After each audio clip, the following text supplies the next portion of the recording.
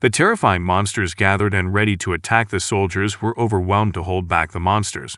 They only hoped that the hero could defeat the Demon King. They wondered to the hero, he has been fighting all day. Can he really defeat the Demon King? Meanwhile, in the Demon King's castle, a woman who was the hero's partner fell weakly on the floor. Then the Demon King said, "Hero, because of you I can finally take this land and make this world finally stable." The hero replied, "I won't let you do it, Demon King Moriarty." The Demon King said, "Let's finish this hero." It was all just a comic drawn by our MC Xu Yingsu, a 25-year-old single man who draws manhwa for a living. Today he lost his job because the comic entitled, "The Hero Battles the Demon King." He got low ratings and readership continued to drop. He was told by his boss to make his last chapter today and after that leave here. While crying he said, "See you later, I'll make this chapter amazing and you'll regret it for the rest of your life." He was determined to make his comic amazing. Outside a rainstorm was happening. Then suddenly lightning struck his office. Because of the strike, Xu Ying's office was blacked out, and unfortunately, he had not saved the comic he was working on. He said, "Even God doesn't allow it." But strangely, the monitor screen did not turn off but turned on. Then Xu Ying held the screen and suddenly released a bright light, and the MC was absorbed into it. He also screamed in fear. Then a voice appeared explaining that he was an administrator of his comic.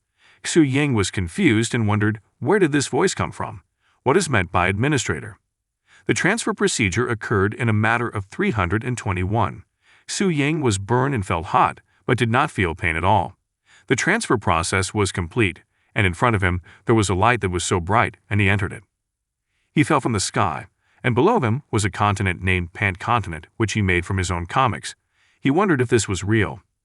Underneath there was a war going on. The soldier below shouted, "Look what fell from the sky," and is heading for the Demon King's residence. The MC screamed in fear, and then he crashed into the Demon King's castle. He was still confused and said, "Is this the result of him staying up late to finish the comic? What dream am I having?" He did not expect to dream of entering the comic he was working on. Suddenly he was called by the hero named Ash. He was asked, why can a second-grade soldier destroy the Demon King's castle protector, and can destroy his residence like this? Xu Ying was surprised. Xu Ying was surprised why she became a character in the comic. She felt scared, and it felt very real. Was she not dreaming? She was surprised to see the Demon King in front of her. Demon King said, "Where are these insects? I will kill you too."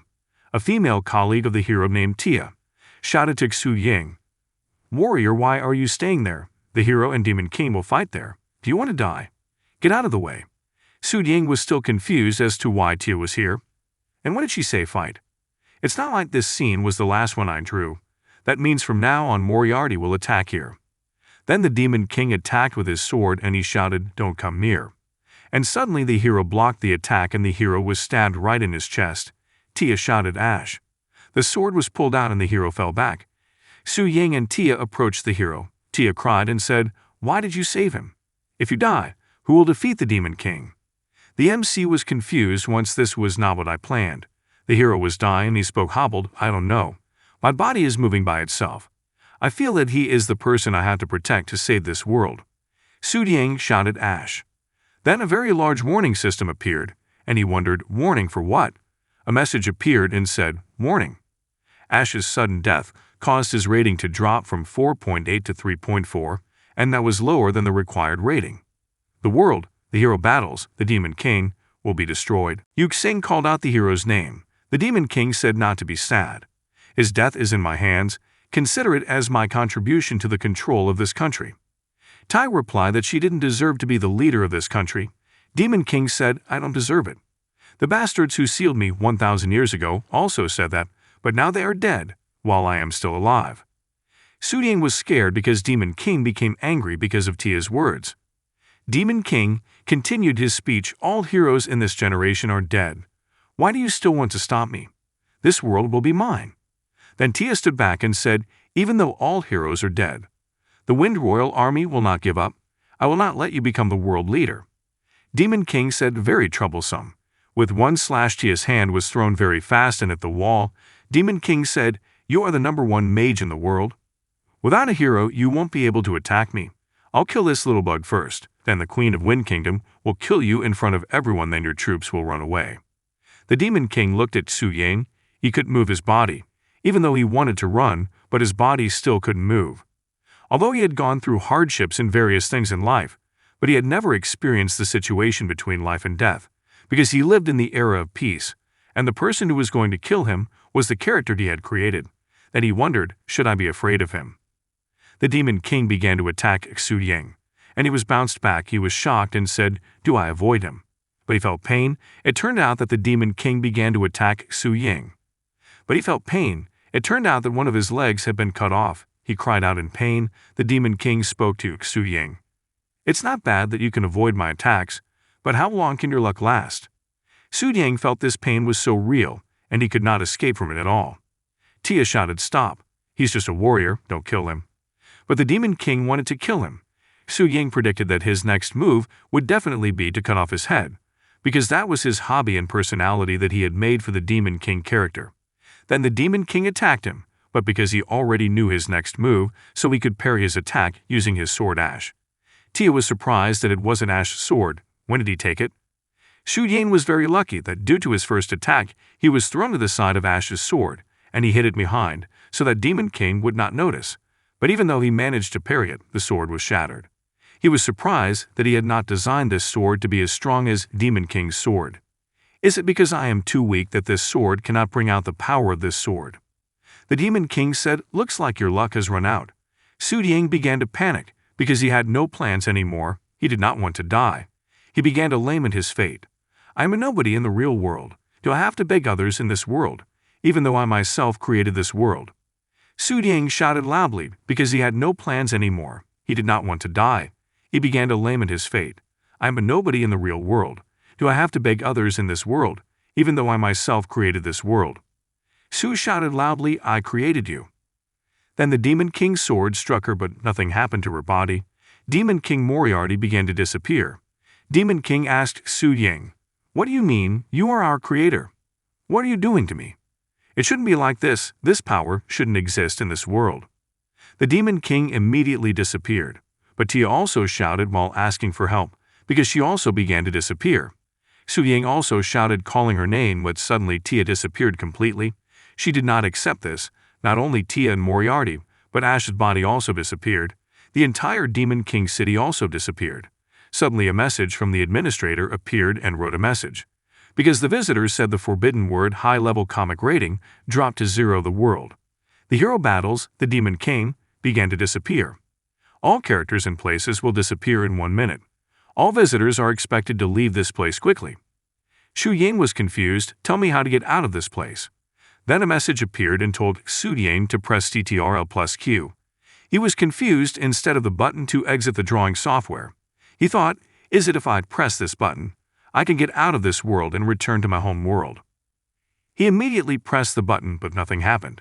Then a message appeared that the exit process failed because he had died in the real world due to electric shock. He was shocked. I died from electric shock. So what am I now? Xu Yang's body began to disappear. She panicked and asked the administrator, what will happen if I disappear? Then a message appeared and told her that she would die. She was even more panicked because there was no way to stop this. And suddenly the Ctrl plus Z button appeared, and a message appeared with the words, press this button to reset the entire comic, and then she can rewrite the author's destiny. He was shocked and said, rewrite my destiny. Xu Yang wondered about the message that appeared in front of him. What is meant by rewriting my destiny? The previous message reappeared and told him that he was dead in the real world, and only his soul remained here. If his soul disappeared, then he would also experience total death. Xu Yang began to be afraid, and he was told to press the Ctrl plus D button to reset all the contents of the comic. That way he would also get a new life and his death could be avoided. Xu Yang also asked the administrator, if I reset, will I return to 2022 and have to make this comic again?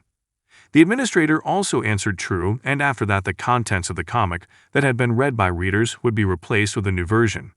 Xu Yang finally realized that if he could repeat all the contents of the comic, then he could change this comic to be more interesting and could change the comic rating. Xu Yang also recalled all the events that caused him to end up like this, and he was able to conclude that if he could increase his comic rating, then he would still be able to live. The administrator confirmed that, but if he failed to increase his comic rating, then he would experience total death. Xu Yang also asked the administrator, If he was in the comic, how did he know the rating of the comic? The administrator replied that he would show all feedback in the real world in real time, including the number of ratings, likes, favorites, monthly tickets, and comments. As an author, you can use the feedback from readers and decide on the best possible flow, and keep in mind that this comic is the determinant of your life and death. Xu Ying was asked if he agreed to do a reset, and he agreed. Xu Ying is determined that he will make this comic as interesting as possible, and will get out of this comic alive. The button to reset appeared, and there was a message that he could only use the reset button 3 times, and he was only given 5 seconds to press the reset button.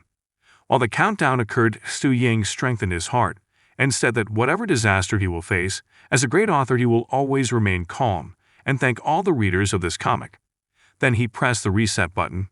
The rating of the comic was reset to the beginning of 5.0, and automatically the main world would be balanced, and the reset was complete. Xu Ying was called by someone, and he woke up, and when he woke up he was surprised, because the leg that had previously been cut off turned out to be his leg back again. The person who woke him up said that he was worried and scared himself because he was originally fine, but he suddenly fainted. If the slave owners saw this, then they were finished. Xu Ying was shocked that instead of the person in front of him being Uncle Ben, a side character he created, and instead of this scene being in the first chapter of the comic and this place being the Ore Vein Cave where the demonic slave's ore was mined. He concluded that resetting the comic didn't mean he had to redraw it, but he had to directly intervene in the comic. He also felt unlucky because he became a slave just like Ash. The slave owner named Kranz Ricky also appeared and scolded the slaves there. Then Uncle Ben explained to the owner that there was a child who fainted, so they stopped working for a while. Mr. Ricky answered calmly, but when Uncle Ben was thanking him, the slave owner hit Uncle Ben hard, and he fell unconscious. Xu Ying immediately shouted for Uncle Ben. The slave owner punished them by giving orders to find twice as much ore, or their hands would both be cut off and turned into beast food. Xu Ying felt very unlucky. Forget about increasing comic ratings. If he didn't find a solution to this situation, he wouldn't be able to get out of this cave alive. He began to work hard to find ore, while thinking about how sad his life was. He was enslaved by the characters he created himself. Uncle Ben also apologized to Xu Ying for involving him. He replied to just rest because he was still okay. But in fact he was not very okay. He used to work on the computer, and now he had to mine ore. It was too much for his own body. Xu Ying also asked Uncle Ben about Ash's whereabouts, but Uncle Ben had never heard of someone by the name of Ash here. Xu Ying felt confused because the person he asked was the one who witnessed how Ash grew up, and Ash was also the protagonist or MC in this comic. How could he not be here? Then the administrator looked for a character named Ash, but the character Ash was not here, and the name of the protagonist in this comic was Xu Bingsu. She felt very confused. What is this nonsense? Why am I the protagonist in this comic? He almost said the forbidden word again. Fortunately, he remembered it so that he did not repeat the same mistake again. Uncle Ben felt strange about Xu Ying. Why did she become like this after waking up? And Uncle Ben must not have been able to see this window system, so he must have thought Xu Ying was crazy for talking to herself. Suddenly a message popped up telling him that he could hear or see his thoughts. She asked the system if there was some kind of narration box where she could write down what she was thinking. Then the system replied, "Yes," he said, "crazy. It seems like I'm really in the comic." Then after that there was an explosion right in front of Xu Ying. Uncle Ben was very surprised and said, "Why are there so many strange things happening today?" Xu Ying also saw the hole in front of him, and he remembered that this incident did not happen when there was an earthquake, and Ash fell and awakened his abilities. Then went on an adventure, and what was originally a slave then became a hero. He also felt confused as to why this had happened. Was it because his actions were different from Ash's causing the plot to change and causing this to happen earlier? Then a message from the system appeared and told him that he had to be careful in acting because it could affect the storyline that would occur. Because Xu Ying is a protagonist, he must make his first chapter as interesting as possible. Because the beginning of the chapter is the determinant of whether readers will continue to read this comic or not. Xu Ying also told Uncle Ben that he would enter the hole and told him that if he did not return within 12 hours then he was dead. But if he managed to return, then he did not have to mine ore again. Uncle Ben was confused by what Xu Ying was talking about. But soon, Xu Ying jumped down, and he began to say in his heart, "I am the author who is the protagonist in this comic. And if he can increase his rating he will live, and if not he will die. This is very thrilling." and the scene also shows Ash lying floating somewhere. Xu Yang plunged into the underground magic crystal mine, or called the No Man's Land. The place was so deep and Xu Yang was very panicked. Fortunately, when he almost reached the bottom, he fell on a large slime, and after that the slime vomited him from his body and left. There was a pickaxe in front of Xu Yang. He then picked up the pickaxe and felt grateful. Fortunately, the pickaxe fell with him so that he could mine all the magic crystals in that place. Magic crystal is very important in this world. It can power many magic mechanics, just like oil in the real world, and it is also very useful for mages. Magic crystal can be used as a trading tool, and the more people have this thing, the more authoritative it will look. Then after the Demon King rose again, magic crystal would be very helpful in the future, so preparing more would be very helpful for the future. When he was mining, suddenly 3 monsters called scavenger beasts appeared chasing him. In the original comic, Ash fought with the beast using the power he got from working for 10 years as a slave, while Xu Yang was just a weak author. If he fought then, he would die immediately. He also tried to keep his distance from the monster, but the monster clawed his back and he was immediately thrown forward. He did not expect that the monster moved so fast. He could not be caught by the monster, otherwise he would become food for the monsters. He also said that he would not give up because as an author he knew this monster better than Ash. After that, he immediately threw balls into the mouths of the monsters. Then the mouths of the monsters were burned. Xu Yang immediately rushed to the monster and hit the monster with a pickaxe. The monster had a weakness, which was fresh food. And what he threw was a piece of bread, and it caused the monster's throats to explode. Xu Yang's skill panel appeared, and there he had 6 skill points and 3 bonus points for doing an instant kill on the previous monster. Xu Yang was surprised because his strength was only -1. Then the system detected that the system he had was low level. The administrator changed the system to the Pro version hero skill panel, so that Xu Yang can distribute his skill points manually. Then Xu Yang also asked the administrator to add 4 points to his strength. He felt stronger. Previously he had to use all his strength to lift the pickaxe, but now he only felt like he was welding a pen. He also added 4 points to his agility, and used another 1 point in mana. As he had increased his magic from 0 to 1, it made him a person who could use magic. Xu Yang ordered the administrator to open the backpack and started mining again. He mined the place quickly, and he managed to collect all the 25 tons of high-tier magic crystals there. He felt exhausted, and he wondered if he was overdoing it, because Ash had only taken 1 ton of magic crystals. He saw a shining place in this cave, because there were many magic crystals before, so he didn't see a place like that. He approached the place and he saw a thin layer in front of him. He held the layer, and it was very similar to a barrier. The system also told him that the barrier was created by himself. He was surprised because, why don't I remember making a barrier like this? Then he asked the system if he could open the barrier. The system replied that it could be opened by the creator himself without certain conditions. Then the barrier was opened. When he entered there, he didn't see anything here, but not long after that a very large monster named Subterranean King appeared. He was very surprised why the monster was here. It turned out that it was a concept that he had thrown away, but even though it had been thrown away, it would still be there and would be covered by a barrier. Then a message from the system appeared and gave him a mission to kill the Subterranean King. Xu Yang felt shocked. Are you kidding? Killing that thing is impossible at this early stage. A message popped up telling her that if she gave up on this mission, then the comic's ratings would fall. The monster attacked him, but he managed to dodge the attack, and the monster continued its attack by releasing a bright light from its forehead. In the past, Xu Yang drew the monster with an amazingly great concept. The monster had great strength, unreasonable agility, and even more amazingly, the monster could shoot a magic laser from its forehead, and surely an Ash would have difficulty finding it. Xu Yang was very sorry for making a monster like this, and the monster shot a magic laser from his forehead and caused a huge explosion. The cave caught fire, and Xu Yang survived the attack, but he was buried by the debris of the cave. After he was free from the debris, Xu Yang was caught by the monster. He was in pain because the monster's grip was very strong.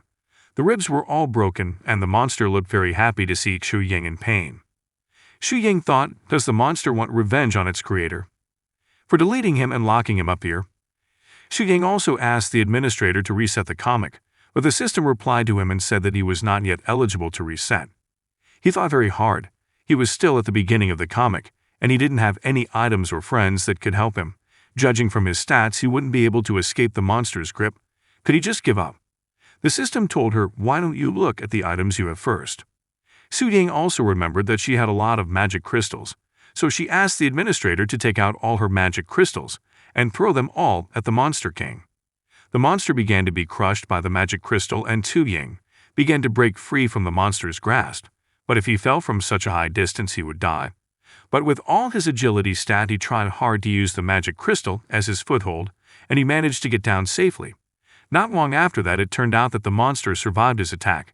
Su Ying felt very desperate. The scene moved to Uncle Ben, who was being tied up by the slave owner, that he was asked to tell where Su Ying was. If not, he will be killed by the slave owner. Uncle Ben said in his heart, if he tells where Su Ying is, then they will definitely close the hole and Su Ying will not be able to come back. Uncle Ben spat at the slave owner and said, "Get lost." The slave owner got angry and cast electric magic on him. Uncle Ben gave up and he said that he would tell him, and the slave owner stopped his attack. But Uncle Ben's answer was a mocking sentence and told him that his hair is like a big pile of tie. The slave owner became very angry. He started to bring out his electric magic again and tried to punch Uncle Ben. But soon Su Ying appeared and stopped the electric fist from the slave owner, and Su Ying apologized to Uncle Ben for being a little late. The slave owner said to Su Ying, "Good boy, you came back by yourself. Are your hands ready for me to cut off and be eaten by monsters?" Su Ying was so amused by Richie the slave owner's words that even the readers called Richie a chunibyo, or a very idiot. Richie said to Su Ying, "You should feel honored to be killed by me." Then he pulled out a skill called Slave Chain Restrict. Su Ying was hit by the attack and was wrapped by the chain from the attack. Uncle Ben panicked seeing Su Ying's condition. Richie said, "Do you know why I learned electricity magic?" Then he answered, "Because this magic is the most effective to punish slaves." And electricity began to strike Su Ying. But despite being struck by a huge electricity, Su Ying looked fine. Richie was very surprised to see it. Su Ying was equally surprised. He did not expect after he defeated the subterranean king, he became very strong. The scene returned to Su Ying, who was facing the subterranean king. After he failed to kill the monster, he ran while avoiding the monster's attacks. Su Ying felt very confused because he had no other way to deal with such a monster. Just being able to be free from the monster's grasp was already a miracle for him. When he was thinking the monster attacked him again, Su Ying managed to dodge the attack. He also ran in the hands of the monster. Su Ying had previously given one skill point to his manon, and that was enough so that he could use magic. The requirements for using magic spells are having enough mana and reading spells. But because he is the creator of this comics, so he knows all the spells in this world. And the spell that requires 1 mana is the explosion spell. Su Ying also jumped from the monster's hand and hung above. While saying the spell, then he released his magic and exploded 25 tons of magic crystal. Because of his attack, the monster was finally killed. It also gained 50 skill points and received a special gift in the form of recovery of all the wounds he had. After successfully killing the monster, Su Ying became stronger than Ash. Previously, Ash had to risk his life to fight Richie. But for him now, it will be very easy. Because Su Ying had previously broken the chain that bound him, Richie's hand was injured. Richie insulted him while saying he would kill him. But very quickly, Su Ying beat Richie's face, and he bounced very fast, crashing into his soldiers behind. Uncle Ben was very surprised that he could knock them all down with just one blow. Su Ying's slave necklace suddenly glowed, and Richie said that as long as the slave contract is still there, you can't do anything and you will forever be my slave. Su Ying just stood still and ignored him. He stood in front of the wall and hit the wall, and inside was a slave contract. Richie was very surprised. How could she know the contract was there? Of course he knew because he was the creator of his own comic. Su Ying said, "You should be grateful to him because, if he was Ash, he would have tortured you to tell him where he had the contract." After that, he burned all the slave contracts and told everyone that they were now free. The slave chains began to fall off of all of them. Everyone discussed how they could build their own village after getting out of this place. They would definitely force Richie and his group to work on rebuilding the village, and Uncle Ben was elected as the village chief. In the original comic, Ash and the slaves fought with Richie's group and many died in the fight. Su Ying thought, is he better than Ash? Finally, after a long time, he and the slaves were able to get out of the cave and could see the sunlight.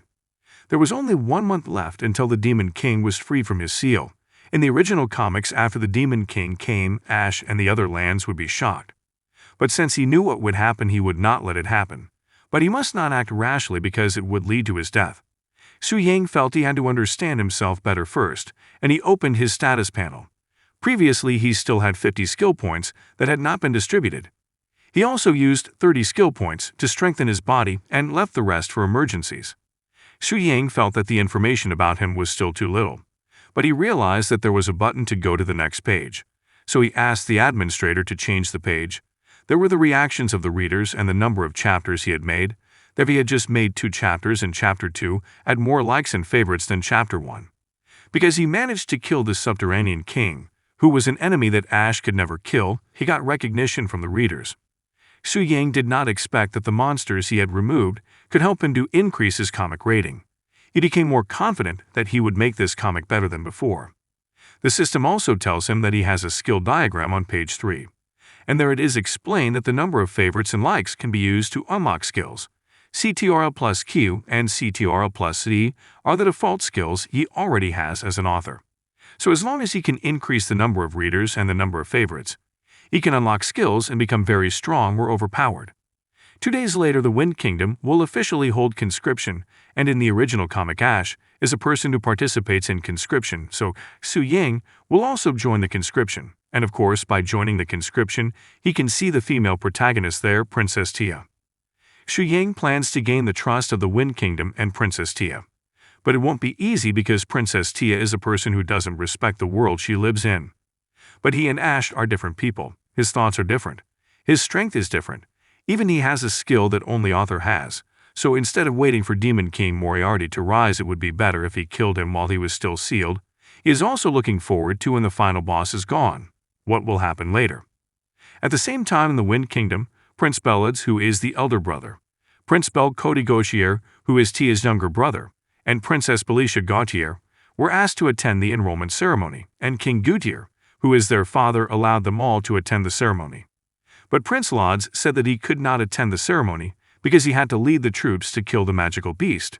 Prince Cody also suggested sending Princess Tia alone because she had more time than them, especially for the princess who was about to get married, to show her face to the public so that she could get more support. Princess Tia, who heard that remark, also said with emotion, "You son of a bitch, stop saying things like that." That after that, she spoke to her father that she would not follow the ceremony either. 1 month from now, the seal of Demon King Moriarty will be released, and it causes all monsters in this part of the world to go crazy and attacks from monsters to increase. The threat at that time was at the disaster level.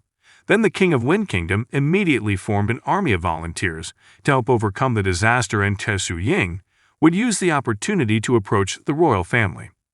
Francis, a middle-rank commander, told everyone that this disaster was very dangerous, but for all of them, this could be used as an opportunity. He told them that you lowly people should be proud to go to the Wind Kingdom. Su Yang explained that in the original comic, Francis was a cunning, deceitful person and did not care about human life. If there were subordinates who opposed him, he would immediately kill his subordinates. Ash once made Francis angry, and it almost got him killed during the registration ceremony. Su Yang thought that he should not be like Ash. He wanted to control the situation well and create a favorable storyline for himself. He planned to beat Francis at the enrollment ceremony to get Tia's attention. That way, he would have a chance to get closer to the Wind Kingdom. Commander Francis asked them all to board the ship, and after they all boarded, the ship took off in a flash. Su Yang, even though as an author he felt very amazed that the ship he drew himself could fly like this. Not long after that, a soldier came to Su Yang's room, and he told him that this time there were too many people signed up, and they were having trouble managing them, so they would divide them into 4 groups and choose a captain in each group. Then each captain would report the situation of his team to the superiors. Then Su Yang was called by the soldiers. With a look of condescension, they said that now he was in his group, and they were preparing for the meeting, so please wait for a while. Su Yang had made the same decision as Ash.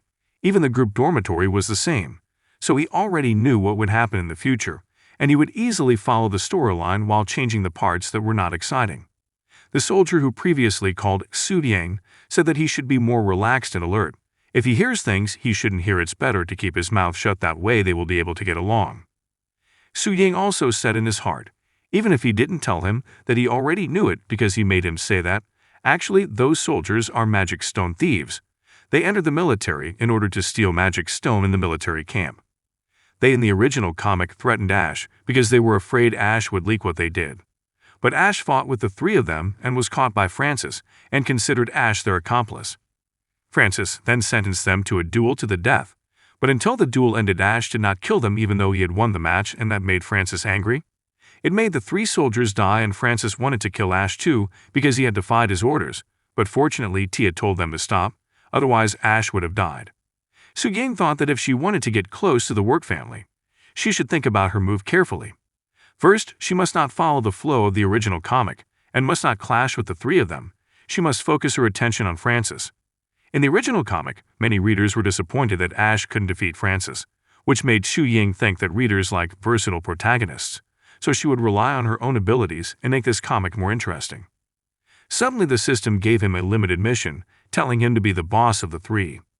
He had already thought about it, but the time given by the mission was 10 seconds. He was shocked because how could he complete the mission with only 10 seconds? While the time counted down, Su Ying was called by the three people, but because he was panicking and uttering unclear sentences to them. The three people were confused by Su Ying's words, because time was running out. With a serious face and fast movements, he tried to beat them while saying, "I beg you, let me be your boss." They replied back. They replied with, "Is that what you call begging?" Then they were all knocked down by Su Ying and bounced out.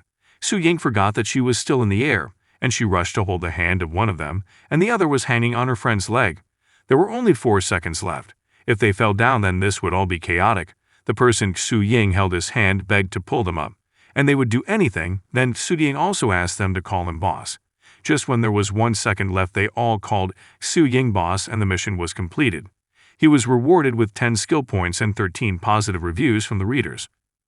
From the ship's tow, they were given an announcement that soon they would reach the Wind Kingdom, and were asked to leave the cabin with their group. Because Su Ying had become the boss, the three of them became very kind to Su Ying.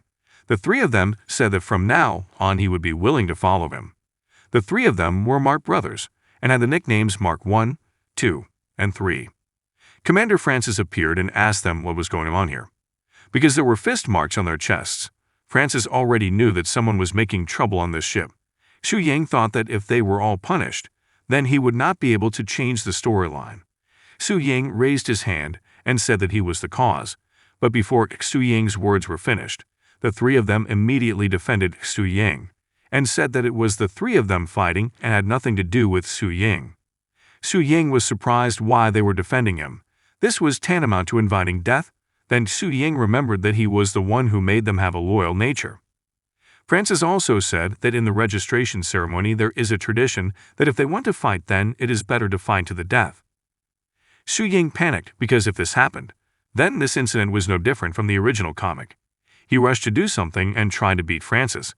But Su Ying's fist was easily blocked, and Francis said he just wanted to fulfill their wishes. "If you want to die, let's tell me what kind of death you want." Su Ying was happy that he finally realized himself. Su Ying said that he wanted to officially fight with him at this year's registration ceremony, and he was willing to fight to the death in the arena. The Mark brothers were shocked that he was challenging a mid-rank commander. With his powerful killing aura, Commander Francis was intrigued by Su Ying's challenge, and he was willing to fight him at the enlistment ceremony. While enduring the aura, Su Ying smiled and said, "Gotcha." Their ship finally arrived at the Wind Kingdom. There was an announcement from Hubert, the chief steward of the kingdom, telling the citizens to come to the registration ceremony, and members of the royal family would also attend the ceremony. The citizens wondered who the royal family would attend this ceremony. And one of the citizens replied, "Who else? Surely that useless princess will attend," and they laughed at that answer. The scene went straight to Su Ying, who was in the battle arena. She was thinking of ways to defeat Francis, because this battle would be difficult due to their huge power gap. So she had to prepare a plan so that everything could go well. The registration ceremony was officially opened, and there was a welcome for Princess Tia, and she was going to make a speech. Su Ying was happy that he finally met Tia, and he promised that the previous thing would not happen again. There Tia gave thanks to the citizens who had dared to fight the monsters. While giving a speech, she muttered in her heart and said, "Dan, I didn't want to be here." The scene returned to when Tia refused to attend the registration ceremony. Tia, who refused to attend, was given an explanation by her father that she had to attend the ceremony because your other siblings had more important problems than the ceremony, so you had to attend the event. Then Tia also wanted to give an explanation, but her father firmly replied that she had to attend the ceremony. Tia also said in her heart, why doesn't anyone understand her? Everyone who saw her was always compared to her brother who was more talented than her. Many people said that she was a useless princess, and they said just try a little. But Tia thought that even if she tried, no one would see her efforts.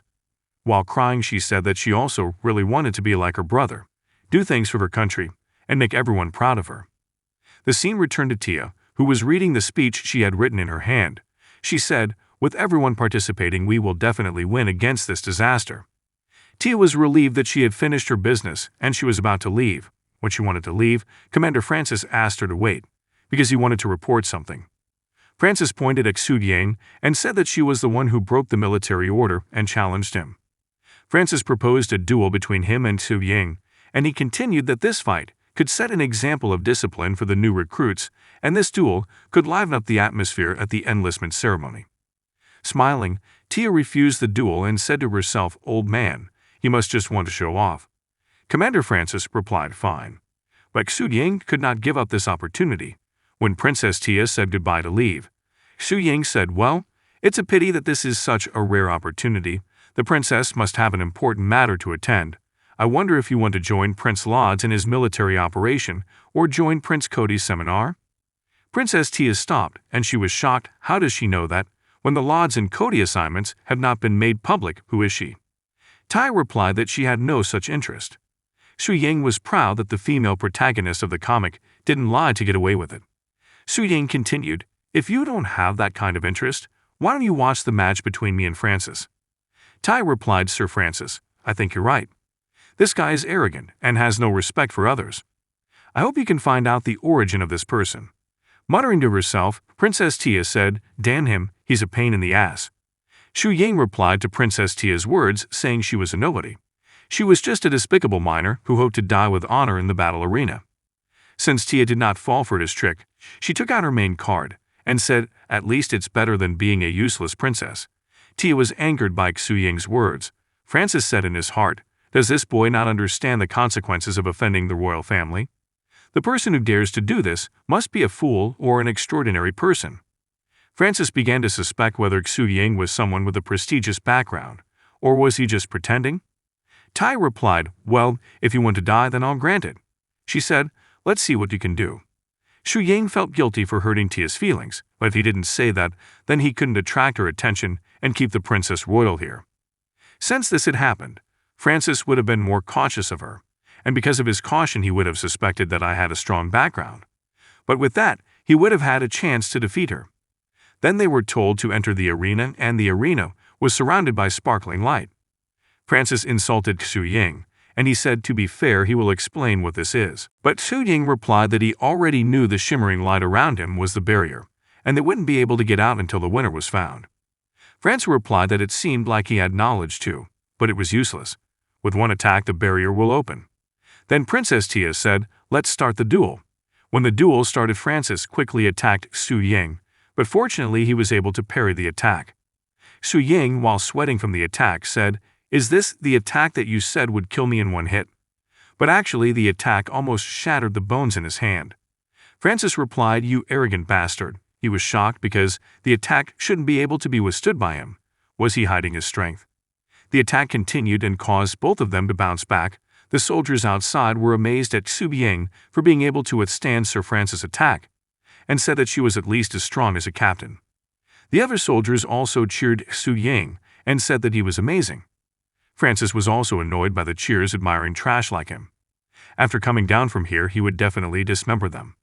But Xu Yang replied that it won't happen, because the one who will come out of this barrier is me. As the fight continued, Xu Yang, who was hit by Francis' attack, was sent flying backwards, and she realized that this was not just a difference in strength, but her fighting experience was far greater than his. Francis said, let's see how long you can last. Xu Yang provoked him and said that she was the one who couldn't hold out against him. Francis was angered and quickly wanted to continue his attack. Xu Yang was in a panic, because she didn't know which direction her attack would come from. The scene changed to Xu Yang playing the game in the past. She was amazed by the game, and the knight character, there was a perfect attack for Francis to use. Then, when the scene returned to the battle, Xu Yang was able to dodge Francis' attack, But the attack created a strong wind. Even just the wind from the sword could hurt Xu Ying's face. Francis was surprised that she was able to dodge his attack. Xu Ying continued to provoke Francis, and said, "Not bad, keep attacking well like that." An emotionally charged Francis continued his attack, but Xu Ying was able to dodge the attack again. Francis was surprised why she was able to dodge again. Then, shortly afterwards, Xu Ying countered his attack, but it was blocked by his hand very easily. Xu Ying thought that he had to finish this match immediately.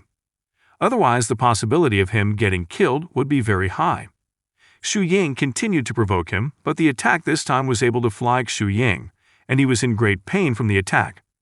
Francis approached Xu Ying, and he said, "You are not as strong as I thought." And while shouting loudly, he said, "Everyone look. This is the result of challenging myself and the Wind Kingdom."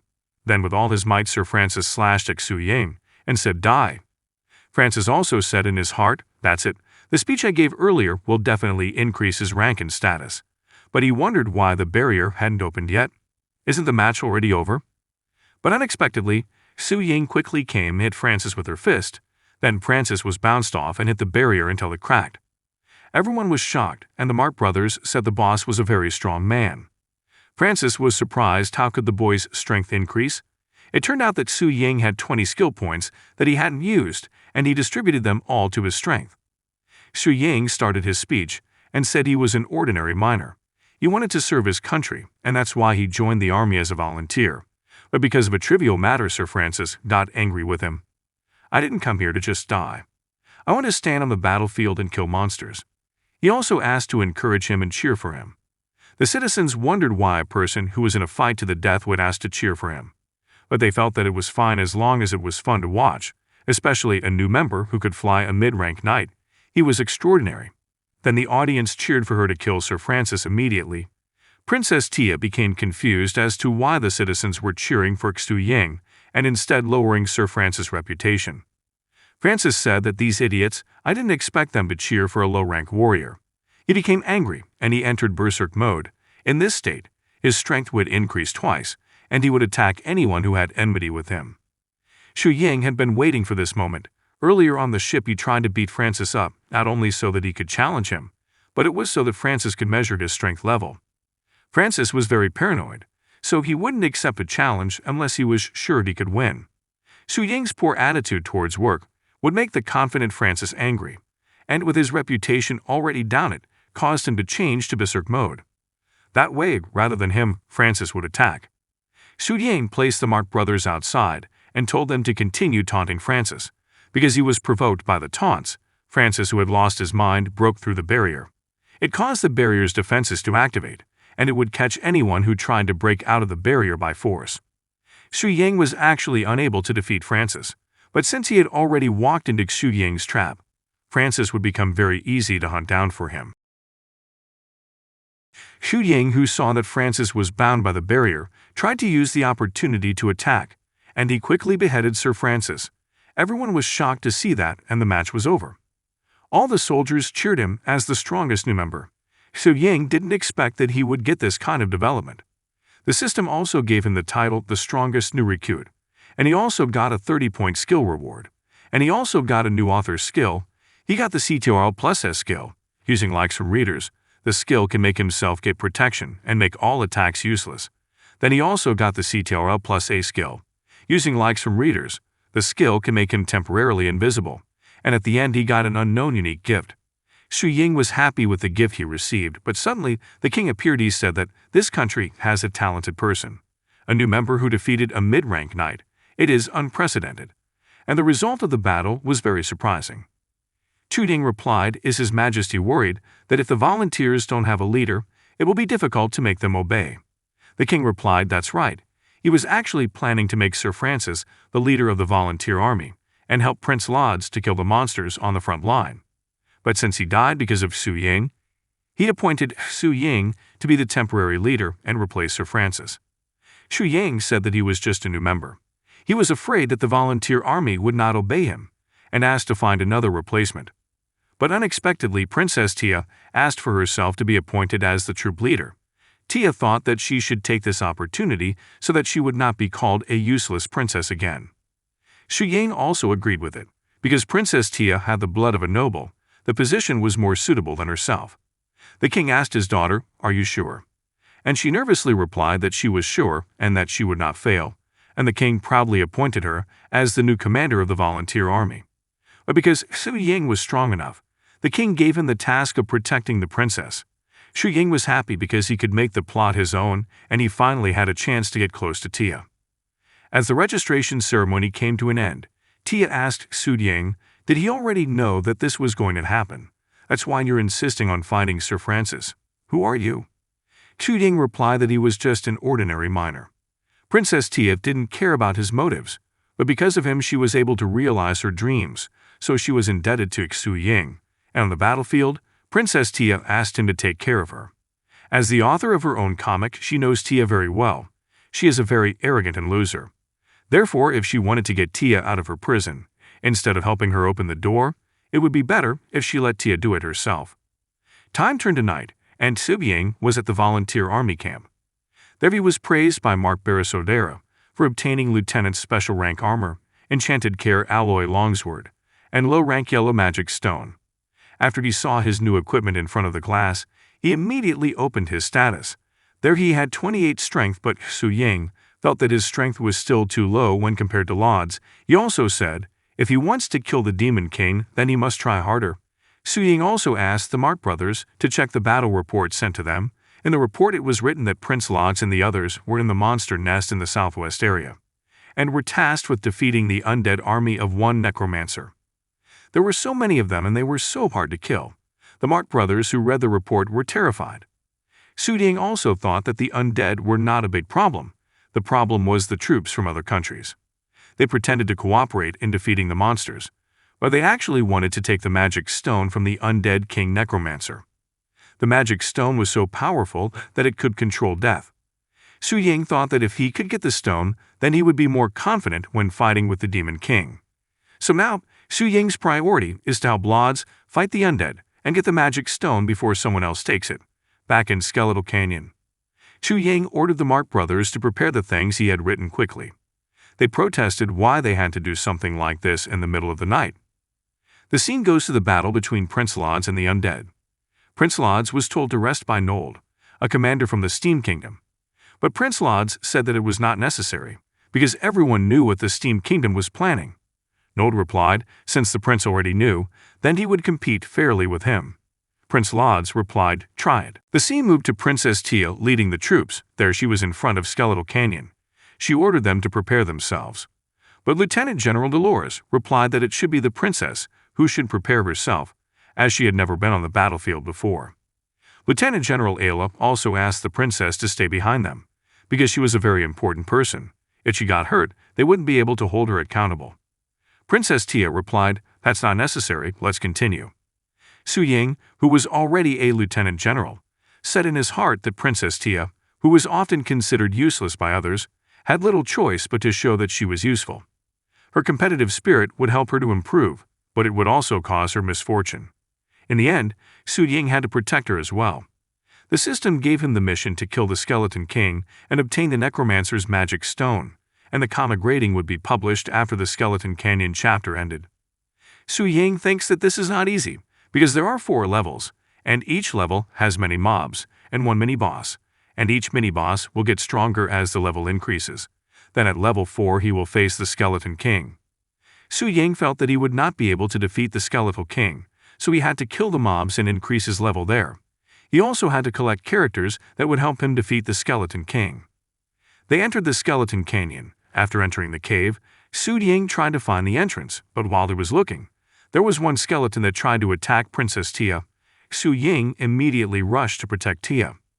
Princess Tia became panicked, because instead of her siblings cleaning the entrance area, why are there still monsters alive? Su Ying explained that only people who had the magic stone necromancer could kill the creatures, otherwise they would still rise again. Princess Tia also planned to freeze them all, after which Su Ying immediately slashed all the joints in the monster. The previous lieutenant generals praised the 2 of them for working well together, but they also mocked Princess Tia because she was still the rumored useless princess. Princess Tia immediately took out her magic. Su Ying panicked because Tia became angry. She tried to calm herself down, But her magic was already heading for the two lieutenant generals, and it turned out that Princess Tia directed her magic at the monster behind the lieutenant generals, and managed to freeze the monster. Princess Tia replied, "Don't underestimate him." Chu Ying was proud of Tia, and said to the lieutenant generals, shouldn't they be thanking Princess Tia? They immediately said thank you while showing their embarrassed faces. Princess Tia also thanked Xu Ying for saving her before. Xu Ying replied it doesn't matter because it's her responsibility. Princess Tia asked why she knew that only people with the necromancer's magic stone could kill undead completely. Even she herself does not have such information. Xu Ying became confused, but Princess Tia did not press him, and said to forget about his question, and invited him to continue this journey. Then the system appeared and told her that every undead she killed, she would get 1 skill point. Inside Skeletal Canyon, they were attacked by many undead. They were almost desperate because the number of undead was increasing. But they still had hope in Princess Tia. She had ice magic, and finally they could consider Princess Tia as a reliable person. Thanks to that magic, the undead can freeze instantly and can stop their movement. After they defeated the undead, they continued their journey, but in front of them there was a forked road. Lieutenant General Ayla asked, "Which way are we going to take?" Then the princess replied that the right path was on the left, because there were traces of a battle that seemed to be the former battle of her brother. But Xu Ying asked them to split up, and she would head to the left path with the princess and the others to the right. Lieutenant General Dolores protested why they had to split up, even though they already knew which path was the right one. Since Xu Ying had more information about the cave, Princess Tia agreed with Xu Ying's decision. Xu Ying was also happy that his plan could go smoothly, before he leaked information to Princess Tia, so that she could be suspicious of him, and make Princess Tia think that he had a special reason for choosing the right path. Xu Ying thought, by taking a separate path, can we defeat the mini-boss skeleton general in this level? Otherwise, with the weapons he's holding, it's impossible for us to defeat him. They immediately continued their journey by taking a separate path. On the right path, Princess Tia asked Xu Ying why, since they entered this tunnel, they hadn't met any monsters, even though they had been walking for quite a while. After resuming their journey, they found large empty caves. Princess Tia again asked, "What do you think, Lieutenant Xu?" Chu Ying explained the undead were created from humans. Even though they are monsters, they still have a human-like lifestyle, and these large empty caves must be where the undead live. But because of the attack by Prince Lodz and their invasion, all the undead have left their territory. Princess Tia replied that it made sense, and she said to Xu Ying, so he meant to take the right path to avoid the battle since he already knew everything. Xu Ying replied that why would she avoid a fight? Then Princess Tia continued, just like before, Lieutenant Xu knows things that no one else knows, and she is always calm in the face of any situation, as if she already knows what will happen. Xu Ying's body trembled, and she said in her heart that now she is not calm, and she wondered why it still hadn't come out. Then suddenly, one of the caves gave off light. It turned out that there were undead coming out of the portal, and the undead said finally all the troops have left. It's time to clean up. But the undead was surprised why there were still humans here. Then Xu Ying planned to catch the undead and tried to chase it.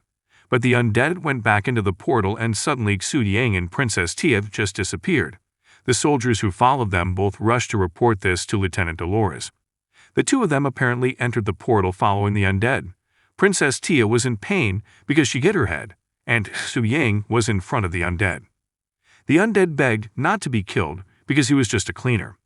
Xu Ying said that he couldn't kill him anyway, and it was okay that he wouldn't bother him. But we could offer him some help. Xu Ying explained that it wasn't just the soldiers that were resurrected, but the Skeleton King also resurrected ordinary people as well. They had a low rank, and they also couldn't walk in ordinary tunnels. They could only use the purple portal called Narrow. They used that to move around after completing their cleaning tasks. Although they couldn't move to other levels, but they could go anywhere in this level. After Xu Ying offered to help, the undead asked, "Can you really help me leave this place?" The undead told the story of his life, who had been doing cleaning duties for 135 years, and he was always tortured and humiliated by the skeleton warriors here, although he wanted to commit suicide and escape from here. But he could not do that because of the restraints of the Skeleton King. Xu Ying also said that he knows how hard your life is here. Princess Tia, who heard the story, cried, and she said, "Take it easy. She will help him get out of here." Xu Ying said in his heart, "Wait, princess, I haven't even said the conditions." Then Su Ying gave his conditions that he would help her if he could take her to a certain place. On the other side, the soldiers were struggling against the skeleton general who was the mini-boss in level 1. The battle continued. Lieutenant Ayla tried to attack the undead, but she was easily bounced off by the shield of the skeleton general. They'd also tried to attack using magic, but the magic attack did not work on the skeleton general. Lieutenant Durolz felt that the shield used by the undead felt familiar. There used to be a general in the West who was proficient in defense. It was said that his shield was almost never penetrated. The shield could protect him from both physical and magical attacks. He waited for his enemy to run out of stamina, then he killed him. Durolz thought, could he be the one who was resurrected by the Skeleton King? He must have retained the same fighting style as when he was a human. Dolores was confused on how to defeat such a monster. Then suddenly Su Ying appeared from behind the skeleton general with Princess Tia and skeleton cleaning using Nero. Previously, Su Ying explained that the skeleton general at level 1 was a general named Monty. He had a very strong defense and direct attacks would not work on him. Princess Tia shouted to Su Ying, "I was right. You know all the things I don't know." Princess Tia was annoyed that he ignored her and went on with his words. Su Ying said that the only way to win was to attack her from 2 different sides. Su Ying asked for the skeleton's name, and it was Wally. Su Ying asked Wally to take him behind the skeleton general. Su Ying thought, if he can utilize Tia effectively, he can turn the situation around. The scene returned to the battle. Dolores attacked the skeleton from the front, and the skeleton blocked her attack using its shield. Su Ying tried to use the opportunity and ordered the princess to use her magic. Princess Tia thought that she was the commander. Then Princess Tia took out her ice magic, and her attack managed to freeze the skeleton's shield. Su Ying immediately rushed to attack, and with one slash she cut off the skeleton's hand. Lieutenant Ayla was shocked. Where did he come from? Lieutenant Dolores irritably said, so Su Ying's intention of dividing into 2 groups is so that he can be used as a sacrifice, and he can attack secretly. Su Ying said, what are you waiting for? The shield is down. Hurry up and attack him. But Su Ying felt something was wrong with the skeleton. The sword held by the skeleton had a green crystal. Su Ying also recalled that when he drew the skeleton's weapon, he put a paralysis stone on the sword because he felt it would be too strong. Su Ying removed the paralysis stone on the sword. Su Ying was very surprised because he had obviously removed it. But why did the sword still have the paralysis stone? Su Ying shouted, wait, don't go near it. But it was too late. The 3 of them who were heading towards the skeleton were hit by a slash from the sword, and they all fell down immediately. Princess Tia said, damn. Princess Tia, who saw the incident, wanted to help them, but she was stopped by Wally. He said, you are a magician. If he attacks directly, he will definitely lose immediately. Tia was annoyed because she couldn't do anything. Wally was scared, because if the skeleton knew he was helping them, he would be killed. Tia replied, but you're undead. Su Ying, who was hit by the sword, could not move his body. He recalled the moment when he fought Subterranean. There he had erased Subterranean, but because he opened the barrier so Subterranean could be free from there. Whereas now he didn't do anything. But why did the sword he had erased still appear here? Su Ying asked the administrator, but even the administrator didn't know the cause of the sword appearing. The paralysis he experienced would last for 1 minute. But before the time was up, the undead wanted to cut him down. Su Ying also looked resigned, but from behind appeared a magic attack from Princess Tia. Then Tia's magic bounced back to him. But unexpectedly, Wally came forward and said, Princess, please do what you promised me. Then, when the freezing magic hit him, Wally asked Princess Tia to take his body if he could get out of here. And he also gave something to Princess Tia. Because time was already stretched, Su Ying was finally able to move again. But before he tried to move, the undead stabbed Su Ying in the chest. Fortunately, before that he had gotten the CTRL plus S skill. By using that skill, Su Ying could ignore all attacks for 10 seconds. After that, Su Ying quickly cut down the undead, and he ordered Tia to attack immediately. And finally the general undead froze and was defeated. Su Ying was relieved to have defeated the monster, but Princess Tia was very disappointed. Su Ying asked, why were you disappointed? Princess Tia explained that before Wally froze, he told her why he wanted to leave this place. Wally and his best friend died on the same day because they were attacked by bandits. He thought that dying with his best friend was not a bad thing, but instead he was resurrected by the Skeleton King and forced to go to Skeleton Canyon as a cleaner. He wanted us to take him back to his village, but he helped Princess Tia instead. Su Ying thinks that Tia's freezing magic is impossible to break, and even though Wally is undead, being exposed to Tia's magic causes all 5 of his senses to be sealed. It's just like he's dead. Su Ying tried to comfort Tia, saying that if she made it out of here, she promised to bring Wally back to life. Tia wondered if that was possible. She doesn't know about royal magic. Then Tia said, "Really?" Su Ying replied, "Of course." Then the door opened. Princess Tia ordered her soldiers to enter the portal to the next floor. And Tia said, "Our next task is to help the group that has arrived and kill the Skeleton King." They entered the gate and arrived at the second floor of Skeletal Canyon. The troops that were carrying Wally, who had become an icicle. The troops carrying the ice chunks complained of feeling cold and said, "Why do they have to carry this frozen skeleton?" But the other troops also said, "What can they do? They're just lowly soldiers." But on the way, they heard a voice that sounded familiar. It turned out that above their heads, there was a dragon-shaped skeleton. Su Ying, who saw this, mentioned that it was the second-floor mini-boss, Bone Dragon. After the Bone Dragon arrived, the monster immediately released an attack from its mouth. It fired laser-like shots, and it caused many troops to fall. The attack from the monster could even create a huge chasm. Letton Dolores, who saw the Bone Dragon's attack, was so scared that she said, "How can they defeat that monster?" But Su Ying felt that it was not that he was worried about now. But he was afraid that the image he had deleted would reappear, and it would cause a big problem. So he chose to wait and see what would happen in the future. After that, the Bone Dragon attacked again by releasing electricity. But Princess Tia immediately cast an ice shield spell and managed to withstand the attack. Lieutenant Dolores also ordered the magicians to prepare to shoot their spells and said that their enemy this time has no shield. Then the magicians cast their magic and tried to attack the monster. Lieutenant Dolores, who saw the magicians' attack successfully reach the Bone Dragon, said this should work. But unexpectedly, the Bone Dragon quickly dodged the attack and went straight to them. The Bone Dragon immediately attacked using its tail and managed to wipe out the troops there. Princess Tia, who felt panic, immediately shouted to Su Ying and said, "Lieutenant Xu, how do we defeat the dragon? Aren't you usually always able to handle this kind of situation? Why are you just staring?" Su Ying actually felt depressed by the situation he faced now. He actually didn't want to stand idly by, but the reason he could always win his battles, because he had a deep understanding of all the characters in this comic.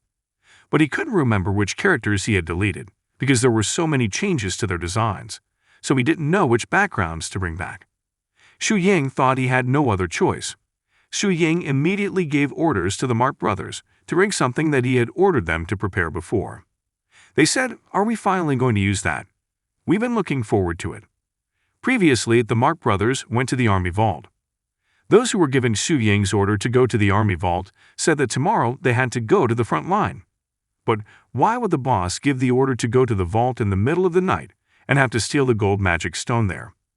Mark 1 replied that it might help us fight against certain monsters. They also rushed directly into the safe. And when they entered the safe, they immediately looked so happy because there was so much gold in there. One of the Mark brothers said that they couldn't resist the urge to steal, but the other Mark tried to restrain the lust of his brother and said, "You better restrain it." Then the scene returned to their fight against Bone Dragon. Su Ying said that the Bone Dragon didn't have a strong defense, unlike the Skeleton General. But the Bone Dragon had incredible speed, so it would be difficult to attack it. After the Mark brothers picked up the gold magic stone, Su Ying ordered them to throw it into the big hole there. They threw the gold magic stone while saying, "Too bad." Bone Dragon, who saw the gold magic stone being thrown in there, immediately entered the hole and approached the object. Su Ying, who saw his plan successfully lure the monster, said that Western dragons were greedy creatures. They loved treasures and shiny objects. But since the Bone Dragon had been locked up here by the Skeleton King for so many years, it couldn't find treasures to build its nest. It would definitely make the creature interested in the gold magic stone he was carrying. After that, Su Ying immediately cast his magic spell and caused the gold magic stone to explode. It also caused the dragon bone to be hit by the explosion, and the monster was defeated by Su Ying. Due to the explosion, one of the bones from the dragon was placed towards Su Ying. He took the piece of bone. Su Ying asked Princess Tia for help to freeze the dragon's entire body except for the dragon horn in his hand. In his mind, Su Ying thought, is he really dead? Is it really this easy? Was the background change on the skeleton general just a mistake? Lieutenant Dolores also said that even though they had killed the dragon, why was the path to the next floor not yet open? Xu Ying immediately realized that something was strange. It turned out that the dragon bone was still alive, and he was standing right in front of them. Those who were there immediately rushed away from the monster. Xu Ying also thought that the picture that was returned this time was the other dragon bone. It turned out that this floor had two bone dragons. After they killed the first one, the second one would immediately appear. After the monster appeared, the bone dragon immediately prepared to issue the same attack as the previous dragon bone. Xu Ying was already frustrated because he didn't have any more gold magic stone. He said, "Damn it, I don't have any more gold magic stone. How can I do this?" Xu Ying, who saw the dragon bone starting to attack, ordered them to immediately dodge the attack. But Princess Tia had already cast ice shield magic and managed to withstand the attack perfectly, although Princess Tia had to spend more effort on this one. The troops who saw that Princess Tia was able to withstand the attack were happy and laughed at the dragon's attack. Lieutenant Dolores said, "This kind of attack won't work on us anymore. Stupid dragon, our Princess Tia's ice magic is impenetrable." Lieutenant Ayla, who heard her words, said, "Your behavior has changed drastically." Lieutenant Dolores replied, "Really?" Lieutenant Ayla said, "But the princess has indeed surpassed my expectations. Even though she has surpassed my expectations, I still feel that compared to that man is far greater." Xu Yang, who was holding the dragon horn, also felt that his dragon horn was reacting to the corpse of the previous dragon bone. That meant the dragon bone was preparing to rise again. Xu Ying immediately asked Princess Tia to freeze the destroyed dragon bone, and said that if she didn't freeze it, then they would all die, because it would be very difficult to fight two dragons at once. Princess Tia, who was still resisting the attack of the second dragon, replied, "Are you blind? I can't do that at all right now." The previous dragon bone had already started to rebuild its body. Xu Ying felt that the second dragon bone was actually trying to hinder them from the beginning. The dragon bone finally managed to recover its body. Xu Ying, who saw this, immediately said, "Damn, we're too late." After it got back up, the dragon immediately rushed towards them. Xu Ying, who saw the dragon getting closer, said, "Damn, what should we do now?" "Run away." "That's right, I still have other plans." Xu Ying immediately shouted and ordered everyone to hold hands with each other. Lieutenant Dolores, who heard Xu Ying's nonsensical order, said, "Hold hands. What is this kid saying?" Xu Ying immediately shouted back and said, "If you want to live, do it." Then they held hands. Princess Tia immediately held Xu Ying. Xu Ying immediately said to Princess Tia, "Tia, trust me." Princess Tia nodded her head as if to say yes, although there was a slight hesitation on her face. After they had held hands, Xu Ying immediately issued his skill, CTR plus H invisibility. The dragon that was previously trying to attack them was immediately surprised and felt confused, because they had all just disappeared. The dragon immediately landed and tried to find them. Xu Yang, who saw that the dragon seemed to be confused, immediately said, "Success." Lieutenant Dolores, who couldn't believe what was happening, said, "Crazy? We're invisible. This is amazing." The other soldiers praised Xu Yang by saying, "Lieutenant Xu is great. She's amazing." The system immediately gave a warning to Xu Yang.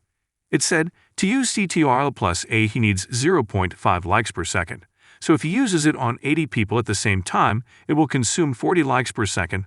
The possible time of using the skill is about 25 seconds. Xu Ying immediately explained to Princess Tia that her invisibility skill could only last about 20 seconds, so they had to be able to defeat the two dragons within that time frame. Xu Ying immediately whispered his plan to Princess Tia. Princess Tia also said, "Is this really possible?" Then the dragons seemed to feel something was going on, and they looked at each other. It turned out that Princess Tia was making a huge ice wall. Xu Ying said, "Princess Tia is great. She can make an ice wall that looks like a reflective mirror." They must have thought that they were looking at their own friends. It turned out that what the dragons had seen was their own reflection in the mirror made by Princess Tia. Xu Ying continued, "Now all we have to do is find a way to attack them." Princess Tia firmly said, "All troops, prepare yourselves. We must kill the dragons in one attack. I will freeze them." They all replied, "Yes. Command us, Princess Tia." Princess Tia immediately gave the order attack. Then, In an instant, they could destroy the dragon. After they defeated the dragon, Princess Tia immediately used her magic limitless ice wall, and the dragon was frozen. Xu Yang said, "Good, we defeated one." But a warning from the system appears and tells Xu Yang that the limit for using his invisibility skill has expired, and tells him if the number of likes has reached 0, and asks him to work hard again to get likes. Xu Yang said, "Damn."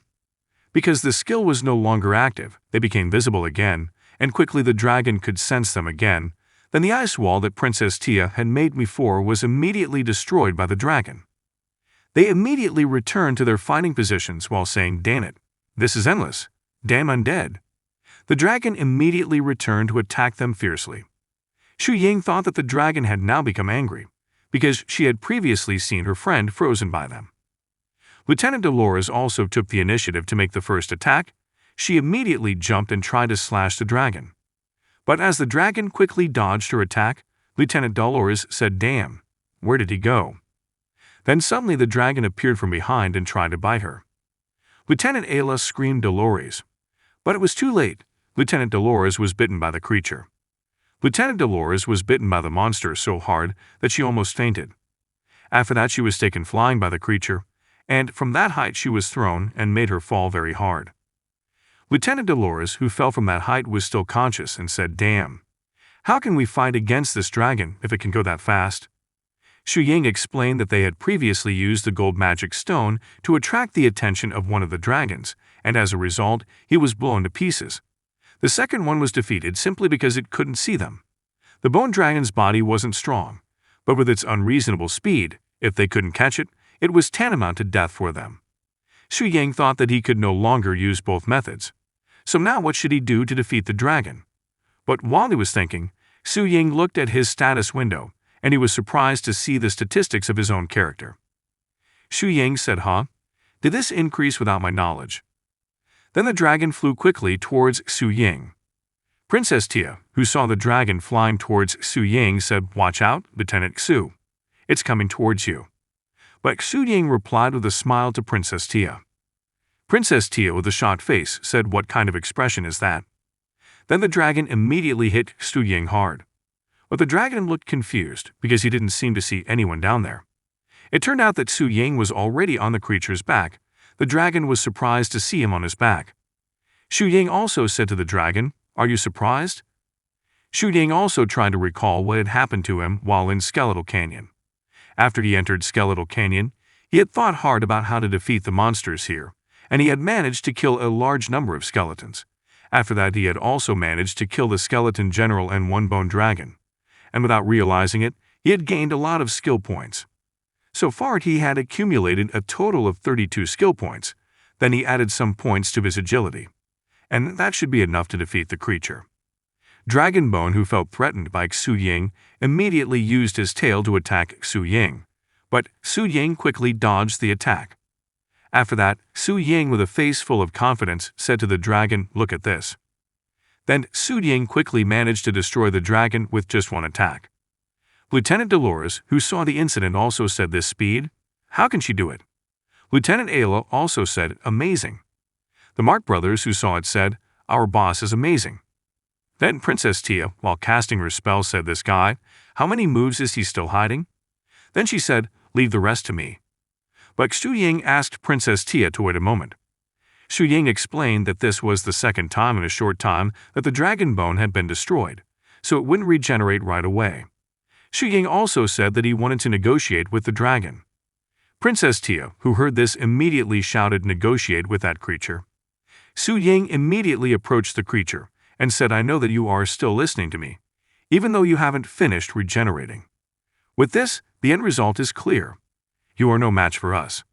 You've seen how incredible our commander's ice magic is. If you don't want to be frozen into a block of ice too, then obey me. Make a contract with me and become my subordinate. Be willing to help us open the tunnel to the next floor. If you agree, move your claws." After that, the bone dragon agreed and was willing to become Xu Yang's slave. Xu Yang thanked the creature for being willing to be his slave.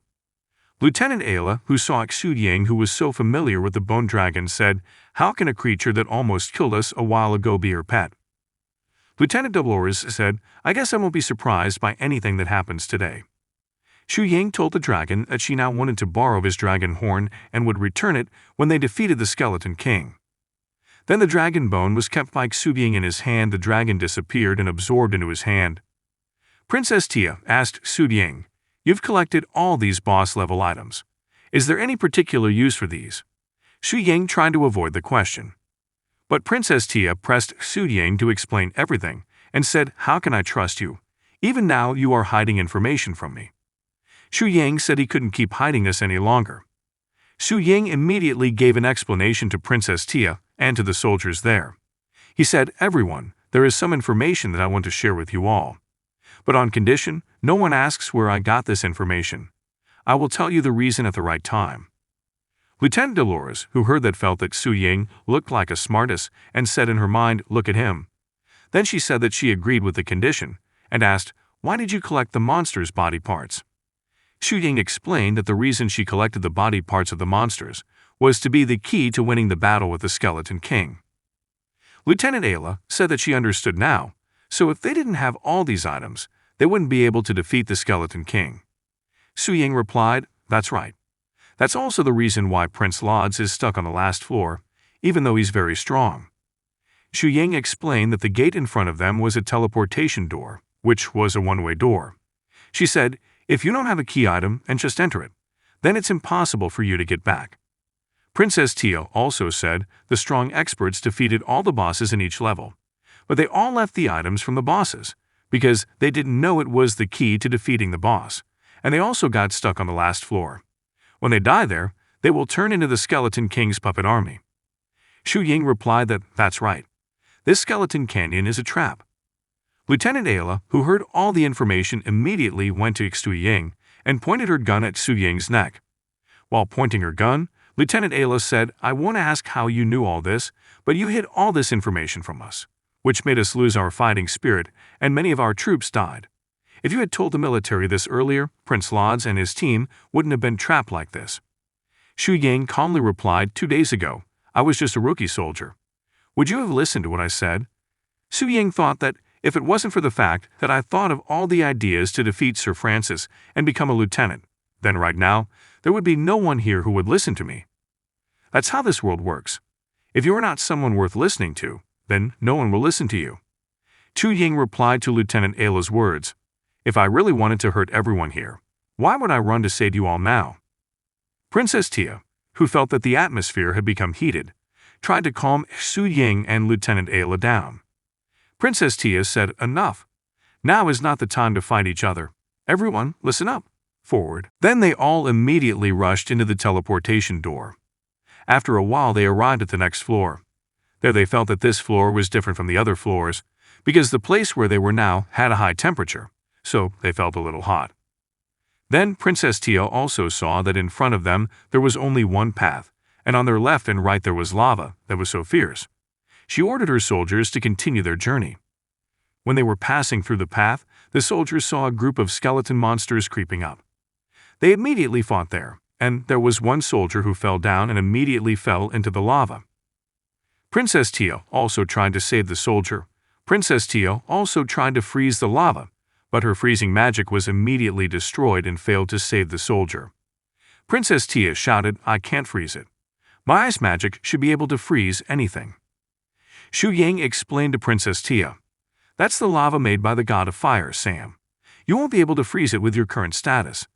Princess Tia began to wonder, "God on fire? How can that be?" Princess Tia immediately asked Xu Yang, "Then, what should we do?"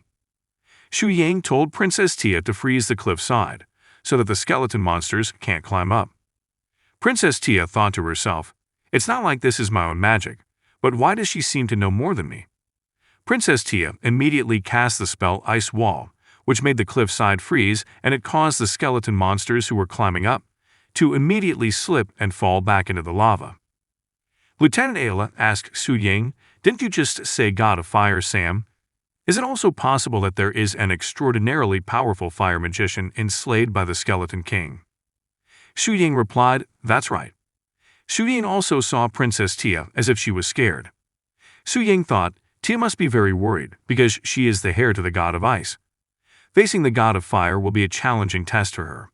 In the midst of Princess Tia's frightened state, the fire magician suddenly appeared behind Princess Tia and said, "Hee, I really didn't expect it. I never expected this.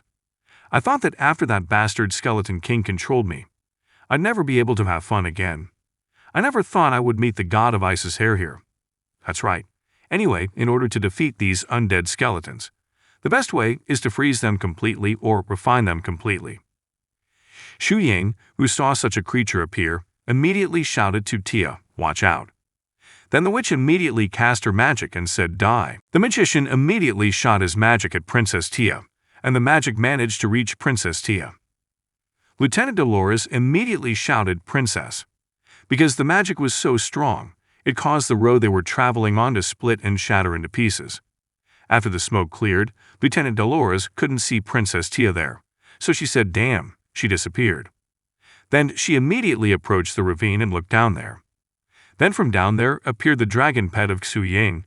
He managed to save Princess Tia from the magician's attack. Then the dragon flew straight to the magician. The magician said to the dragon, "Isn't that the dragon guarding the floor before? Looks like you switched sides." After hearing such words, Dragon Bone became scared, but Xu Ying said, "Don't be afraid. If we want to defeat the Skeleton King, then this is the path we must take." Although Xu Ying managed to save Princess Tia, he looked like he was confused. Xu Ying immediately shouted, "Tia, be strong. Tia." Xu Ying thought it looked like Tia was thinking about what happened last time. 20 years ago, there was a fight to the death of the great magician. There was a magician, the god of ice, Dylan, and the god of fire, Sam. There they fought in the arena. The god of fire, Sam, said, "Dylan, I spent years waiting for this fight, while you hid and brought up this fight for more than half a century." God of ice, Dylan replied, "The Grand Master didn't teach us that our magic is for hurting each other. There are many things in this world that need our help." God of fire, Sam, who heard that, said, "You talk too much. Come forward." And that battle had a huge impact on the students. The students of God of Ice were there, shouting encouragement to their master. But the God of Fire disciples said, "You should stop encouraging your master, considering how cowardly he is. How can someone like him be our master's opponent? The one who will walk out of this battle arena is definitely our master, the God of Fire, Sam." Princess Tia, who heard that, said, "We'll see." At the beginning of their battle, both of their magic skills were equal. But not long after, the God of Fire started to lose the battle. Because of his kind and calm nature, just as he was about to kill the God of Fire, the God of Ice had a feeling of hesitation. That's what caused the God of Fire to seize the opportunity and kill him.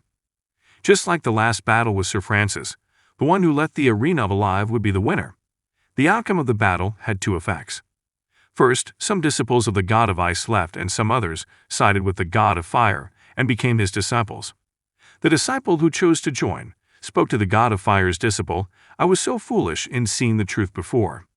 Now I will rely on you to protect me in the future." Secondly, Tia, who was confident and proud from the start, lost all that confidence. That was one of the many reasons why Tia disliked arena battles. What was even more ironic was that a few years after the God of Ice's death, the God of Fire went to Skeletal Canyon to fight the Skeleton King and never returned. The scene returned where Xu Ying and the God of Fire were fighting. There the magician unleashed his magic and shot fireballs at Xu Ying. But Xu Ying can withstand the attack with a slash from his sword.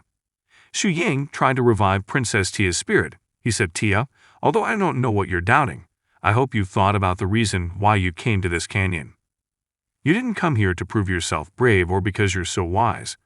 Even if you wanted to save your brother, Prince Lodz, that's not the best reason why you came here in the first place. You came here because you were angry, right?" Princess Tia replied, "Angry." Xu Ying said, "Aren't you angry at yourself for being useless? Aren't you angry at yourself for not being able to progress further with your magic? Aren't you here because you're looked down upon by everyone?" Princess Tia replied, "So what if that's the case?" The God of Fire, who saw them talking to each other, felt that he was ignored from the beginning by the two boys, and thought, "Is there a trap somewhere?" Xu Ying continued, "For me, anger is the best power of courage. I don't care what you are contemplating right now, but if you are angry about it, then make it the source of your strength and use it to defeat your enemy." Princess Tia also said, "Those who are obviously weak and rely on their shame and win by cunning. Those who throw away their past and change sides, those who are arrogant and step on the kindness of others, That will make you angry too, right? Shu Ying said, there are many people like that in my place, but you're right. I'm angry. The god of fire, who felt he had been ignored continuously, became angry and said, damn it. Why are those two kids just chatting? Then he cast fireball magic and shouted die. Shu Ying, who panicked at the attack, shouted to Princess Tia, Tia, if you're angry, now is the time to show it. Then when Su Ying looked behind him, Princess Tia was casting a tremendous magic. Su Ying was shocked to see that, and Princess Tia said, move aside. I don't want to hurt you. After saying that, Princess Tia tried to fight off the fireball from the god of fire, and immediately cast the magic 1,000-mile sealing frost. The god of fire, who saw Princess Tia casting that magic, said, that's useless. Even your master can't freeze my fire, let alone someone like you. Sure enough, Princess Tia's magic could not withstand the god of fire's attack. Shu Ying ordered his bone dragons to dodge the attack. They managed to dodge the attack, but the fireball went towards the soldiers below. Shu Ying jumped up and gave a slash from his sword to the fireball, and he successfully turned the magic, so that the fireball fell into the lava. Shu Ying immediately returned to his dragon. But it didn't stop there. God of Fire continued his attack by giving 6 fireballs to them. God of Fire said, let's see how long you can avoid this. Then the magician warriors cast defensive spells, but the spells of the magician did not seem to be able to last longer. Lieutenant Dolores said, damn, we won't be able to survive like this for long. As the defensive spells began to crack, Lieutenant Dolores began to panic and said, we're doomed. Then the magic of the God of Fire broke through their defenses and caused many soldiers to be burned. Many of the soldiers screamed in pain. Princess Tia began to blame herself and said, this is all my fault. Why is it like last time? The scene also showed Princess Tia talking to her master. The Princess Tia yelled at her master and questioned him as to why he wouldn't accept the challenge of fighting the God of Fire. Her master replied, why, do you really want me to fight the God of Fire? Princess Tia replied, of course. The God of Fire and his disciples say that the master is a coward for not accepting his challenge. The God of Ice asked Princess Tia, does that hurt your pride? Because you're angry about it, you expect me to accept his challenge? Did it never occur to you that this is clearly what they want? Princess Tia said, but I don't want master to be slandered by others. The God of Ice sighed and said, even the disciple I'm proud of asked me to accept the challenge. It seems I can't avoid it anymore. Then with a face full of happiness, Princess Tia said, that's great. Master finally agreed to it. Then after the match happened, the master ended up defeated by the God of Fire. Princess Tia approached her fallen and helpless master. Princess Tia wept for her master and said, master, it's all my fault. If I hadn't asked you to fight, master wouldn't be like this. The dying God of Ice replied, you stupid child, it was me who decided to fight. It's not your fault. Promise me that you will live happily from now on. Understood? After the death of her master, Princess Tia always cried at her master's desk, but while she was crying and bowing her head, she saw a letter from the God of Fire.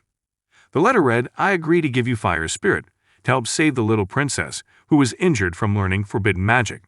But if you want me to do that, there is a condition that you must fulfill. The condition is that you must have a final battle with me and publicize that you lost to me. After reading the letter, Princess Tia immediately picked up her necklace and said, this is this Fire Spirit. Princess Tia explained that in the past, she had tried to learn forbidden magic so that she could replace her master to fight with the God of Fire. She learned the endless frost magic. What she didn't know from learning forbidden magic was that the magic would turn against the user and cause the user to be sealed by the magic itself. But luckily her master was able to thwart her magic and managed to save her. Then after that, the master gave the necklace to Princess Tia. Because Princess Tia had almost frozen herself into a block of ice, her master said that the necklace would help her to recover. But what she didn't realize was that she got the necklace in exchange for her master's life. It caused Princess Tia to always blame herself for the death of her master. The scene returned to the battle between the God of Fire and Princess Tia's troops. After his attack successfully burned the soldiers there, God of Fire looked so happy and he laughed at the tortured soldiers and said, you can all die now. But God of Fire was surprised to see Princess Tia, who had used the forbidden magic Endless Frost again. God of Fire said, so it's you. You're the little princess who tried to learn the forbidden magic secretly. Princess Tia replied, since you still remember me, it will make this situation easier. Shu Ying, who saw the scene, thought, finally, we're getting to the main story.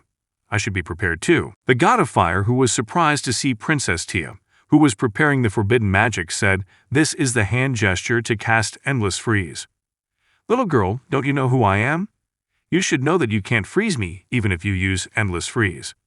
But after a second look by the god of fire, the magic that Princess Tia was using was not endless freeze. He realized that it was another spell, and said, don't you think you can use that move? Absolute Zero. Shu Ying, who heard the name of the spell, explained that the Absolute Zero skill was the ultimate skill she gave to Tia. The spell was an ice-type magic created by the god of fire and god of ice master, as well as the black-robed Grand Master. What made this spell very different from all other spells was that this spell was not too difficult to understand, not as difficult as mastering other high-level spells. Even a beginner can learn this spell, because Absolute Zero is a self-sacrificing spell. Using a single soul to freeze everything around it in return, the caster himself would also be frozen and sealed. Shu Ying thought that he couldn't let this happen. Shu Ying immediately called out and asked Dolores, are you ready? Dolores replied, I have done it as you asked. The god of fire was surprised to see Lieutenant Dolores and her magician warriors still alive, and said, what? They should be dead. How could this happen? Lieutenant Dolores said that although she didn't want to admit it, she was grateful that he was here. Otherwise, they would all be dead. Earlier, when they wanted to go to the teleport door, Su Yang gave a paper called Formation Spell to Lieutenant Dolores and to her magician team. Lieutenant Dolores asked Su Yang about the formation spell he gave her, and he asked, how can a swordman like you know about casting spells? Shu Yang explained that the mini-boss on the next floor was a grand magician who used fire. Lieutenant Dolores asked, how do you know about that? Shu Yang explained about the formation spell she gave. Su Yang told that the formation spell she gave could absorb fire magic from the enemy. But if they immediately used the formation spell to withstand the magic attack, then they would definitely be caught. So Su Yang gave the order to use formation defense first, and pretend that they had lost. Once he thinks he has succeeded and is caught off guard, you use this formation to absorb his fire magic. Lieutenant Dolores asked, how do I use this paper to absorb all of his fire magic? Su Ying explained that on the reverse side of the paper, there were instructions. She just needed to follow them. Then Lieutenant Dolores said, this guy, why does he seem to know exactly what's going to happen next and is making preparations for it? Lieutenant Dolores thought that Su Ying had already left here, but it turned out that he was still close to her. Su Ying, who heard such words, said, I'm still here. With some embarrassment, Lieutenant Dolores said, no one is looking at you. The scene returned to the battle between Princess Tia and the God of Fire. Princess Tia attacked the God of Fire using Endless Freeze and Absolute Zero. God of Fire tried to resist the attack by using the Hellfire Precept skill. They also clashed magic power between each other. God of Fire, who felt a little threatened by Princess Tia's spell, said, you're all God of Ice's damned disciples. Even though I've turned into a skeleton, you still want to fight me like this. Princess Tia replied, you're the reason why all this happened, and you're still trying to avoid taking responsibility for it. The effects of using the forbidden magic had begun to affect Princess Tia's body. Her body slowly seemed to freeze. Shu Yang, who saw Princess Tia's body almost frozen, shouted for Dolores. It turned out that Dolores and the magician there managed to make a necklace similar to the necklace that was once given by the God of Ice to Tia. Dolores said, they really did it. The big fire core that we made from the fire magic that we just absorbed. Then Dolores threw the necklace to Shu Yang while shouting, catch this. Shu Yang caught the necklace and immediately put it on Princess Tia while saying, Princess, I'm sorry for touching you, but you won't freeze anymore because of the Absolute Zero spell when wearing this fire core. Princess Tia was shocked because she didn't expect Shu Yang to have such an object. Princess Tia asked Su Yang, how do you have something like this? Shu Yang brought her face closer to Princess Tia and said, just focus on the fight in front of you. We can talk about everything later. Feeling a little embarrassed, Tia replied, okay. The effect of the necklace began to activate. The God of Ice was surprised to see the necklace Princess Tia was wearing. He said, that's the power of the fire core. Damn it. How dare you use my power against me? As the side effects of Absolute Zero began to fade, it caused Princess Tia's magic to become stronger and made the God of Fire's magic smaller. Lieutenant Alia, who saw that Princess Tia was now superior to the god of fire, happily said, "Good. The god of fire is getting smaller." Lieutenant Dolores also said, "Well, who asked her to share her fire magic with us?" Although Princess Tia was now superior to the god of fire, Su Yang still felt anxious, because he was afraid that there would be variables that appeared again, just like when he fought the other bosses. Su Yang said, "But will things really go smoothly? God of Fire should have also gained some abilities that I had previously discarded. But why didn't they appear?" Princess Tia and the God of Fire were still clashing with each other's magic power. God of Fire, who was cornered, said, "Damn it." Lieutenant Dolores, who was happy to see the God of Fire being cornered, said, "Kill him. Kill him." Princess Tia also exerted maximum strength in order to defeat the God of Fire. But Su Yang felt even more anxious, so she said, "Wait, why are you suddenly feeling anxious?" Su Yang realized that now he was in his own comic. He said, "That's right. I forgot about it, because you have become part of this world. This is the world in the comic. How could this world let its main character pass his probation so easily? But what power will the original character design regain?" Then the God of Fire said, "Little Chirpy, come and help me." And suddenly a huge monster appeared from under the lava. The monster appeared and tried to attack them. Su Yang was shocked and said, "Why did he get this part from the original design?" Then the scene showed the childhood of God of Fire. Back when God of Fire was young, he had stumbled upon a magical egg. He carefully controlled the temperature and managed to hatch a monster from the egg. When the monster hatched, it kept chirping, which is why God of Fire gave it the name Little Chirpy. God of Ice eventually found out about Little Chirpy when he was the class president. God of Fire begged her to keep this a secret, but God of Ice was so rigid and strict, he immediately reported the matter to the Grand Master. The Grand Master ordered God of Fire to release Little Chirpy back into the wild, so that she could survive on her own. God of Fire knew that if Little Chirpy was released into the wild, without the protection of her parents, she wouldn't be able to survive. But it was better than him killing Little Chirpy himself. All students of the Magic Academy were only allowed to walk outside the academy for half a day every week, and God of Fire used this opportunity to bring food to Little Chirpy. Once when God of Fire wanted to see Little Chirpy, he went into the forest and called out his pet's name, but when he was looking for Little Chirpy, he saw Little Chirpy who was injured and lying on the ground. God of Fire blamed God of Ice for making Little Chirpy become like this, because he knew that God of Ice reported him not only for his duties as class president, but also because of his jealousy towards God of Fire. When God of Ice was a child, he was the best student, and he was the student who received the most attention from the Grand Master. To the Grand Master, he was almost like his own son. But all that praise for him made him realize with his life, the slightest mistake he made would make him the talk of the town. Unlike him, God of Fire was just an ordinary student who didn't take his academics seriously and could make mistakes without thinking about the consequences of those mistakes. Earlier in the isolation room, God of Fire and Little Chirpy looked so close, and outside that room, God of Ice was always watching them and saw their close relationship. In the eyes of God of Ice, the one confined in the isolation room was not God of Fire, but himself. God of Ice became jealous of God of Fire because he had something that he could not have, which was freedom. In the end, God of Fire swore that he would destroy God of Ice's most precious possession. After drawing a background like this in the original comic, Su Yang was insulted by his boss. Su Yang was called into his boss's office, and there his boss said, "What the hell?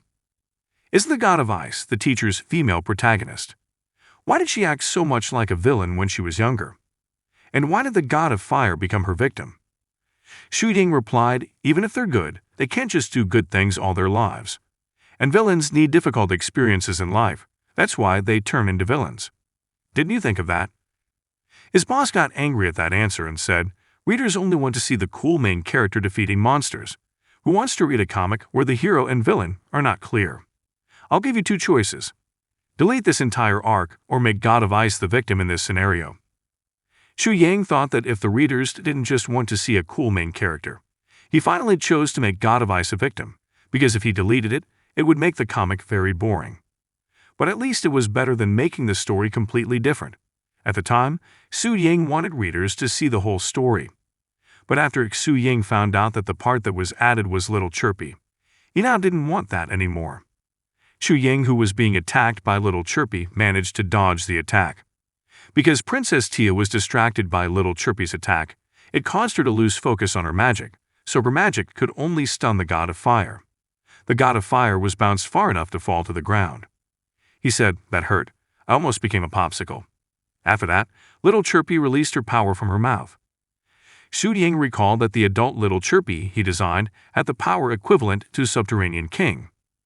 Then Little Chirpy shot her attack at Xu Ying, causing her dragon to become unbalanced, and the two of them fell right on top of the god of fire.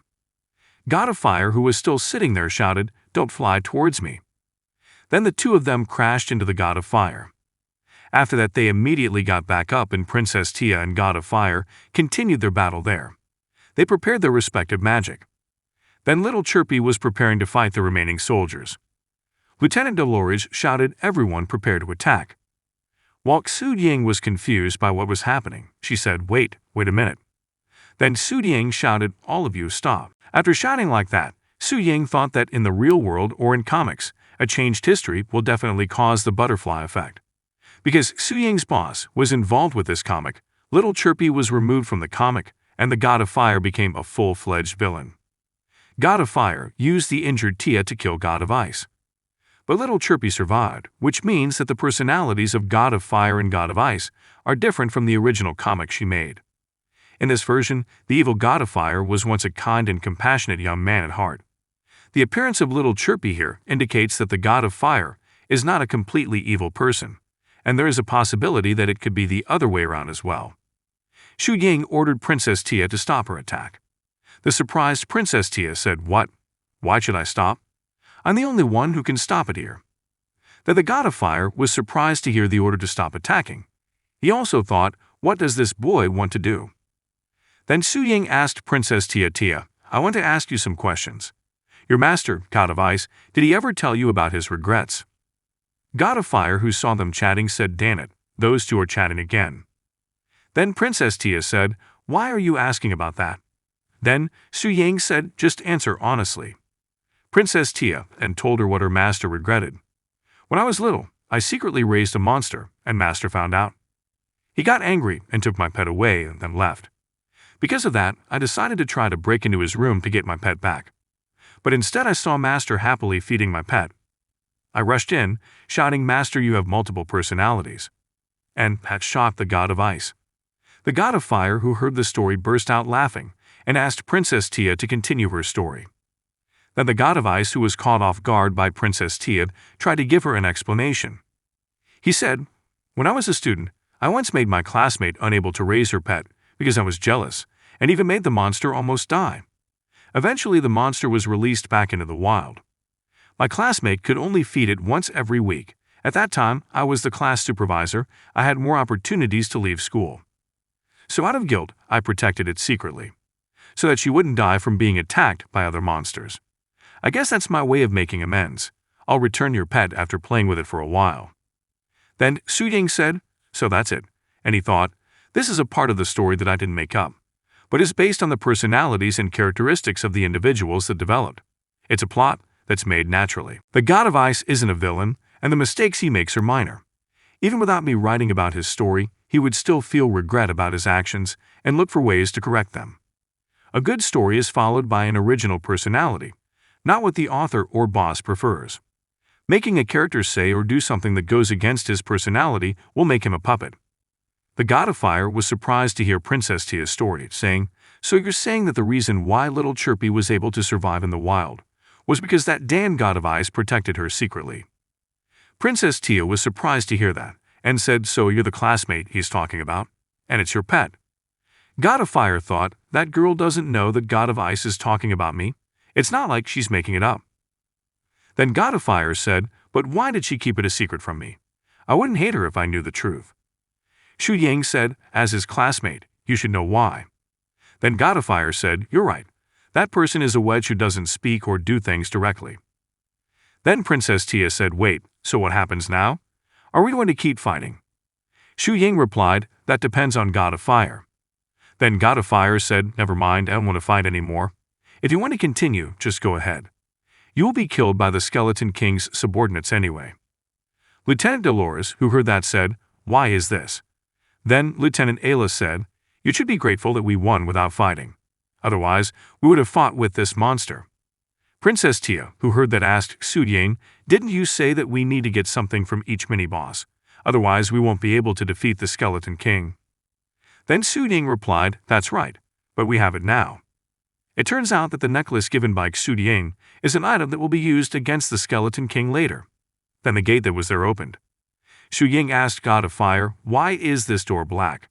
God of Fire explained to Xu, "Skeleton King depicts death. That's why the door is black. Since none of you can retreat from here, go quickly." Before they entered the door, God of Fire applied his magic power to the necklace Princess Tia was wearing. He said, "I have given 50% of my fire spirit to that necklace. As long as I don't die, this fire spirit will not be extinguished." Princess Tia was surprised to see that, and she asked God of Fire, "Why are you doing this?" God of Fire turned around and said, "I don't want to owe that Dan God of Ice for taking care of little Chirpy. Go. With just luck, you will either return to the top or stay here as members of the skeleton army." And both of them replied, "Yes."